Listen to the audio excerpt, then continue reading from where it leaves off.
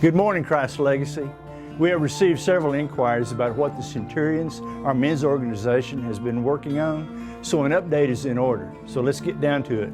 Before the update, I'd like to thank Linda Dismore and our Lady Prayer Warriors who have been praying for and continue to pray for the men of our church. Thank you, ladies. Please continue as the harvest is coming. Team Alpha, under the leadership of Les Cower, has been meeting on a regular basis for 3 months now.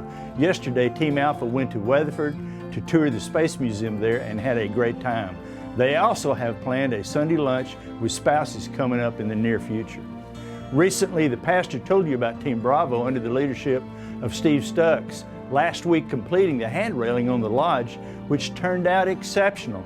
And then yesterday, they conducted a handgun event at a local gun range in El Reno, and yes, all members came back alive. The Centurions are also actively coordinating with Barb Butterfield, who is the Director of Legacy Serve, concerning some upcoming service events as well. In addition, a gentleman from another local AG church has been attending Team Alpha meetings to garner some pointers on how to build a men's organization in his church. During these meetings, we've been praying for his son-in-law, who has been extremely ill and was expected to have a very lengthy hospital stay. We are glad to report that he is doing much better and is now home way ahead of doctors' expectations. Prayer does work. When I was about 7 or 8, my dad and I decided that we would add one tool a month to our toolbox. One month we bought a beautiful chrome-plated pair of channel lock pliers with green plastic grips. I was very proud of these pliers. Soon after that, we made a trip to see relatives, and during that visit, my dad gave those channel lock pliers to my uncle, who was a mechanic. I could not believe it. On the way back home, I asked my dad why he gave our pliers away, and he told me, "I gave those pliers to your uncle because I love him and because he needed them much more than we do."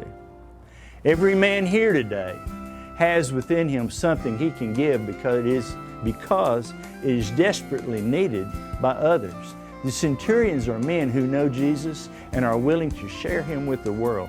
God made you and I with a spirit that must be fed, and we have in us an innate need for association and service. The Centurions have a trifold approach to their ministry: spiritual, pursuing Christ-like living; service, giving of ourselves to the community and world; and social, enjoying time with each other. As you are aware, when we spend time with each other, the bond between you strengthens. I have a friend that I was in the Army with, and we spent a great deal of good time together. We both were discharged from the Army in 1970, and even though he lives far away, we still talk regularly because of the strength of that bond between us.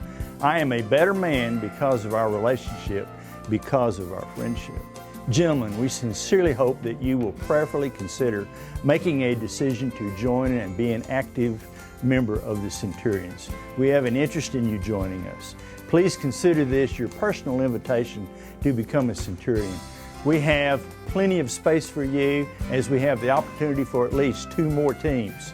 Please consider signing up in the lobby after the service, or if you have questions, see myself, Les Cower, or Steve Stucks. We will be glad to address your questions or help in any way that we can. We will be posting future meeting schedules and events in our weekly bulletin. Thank you for your consideration. God bless you as you continue to worship, and God bless the Centurions.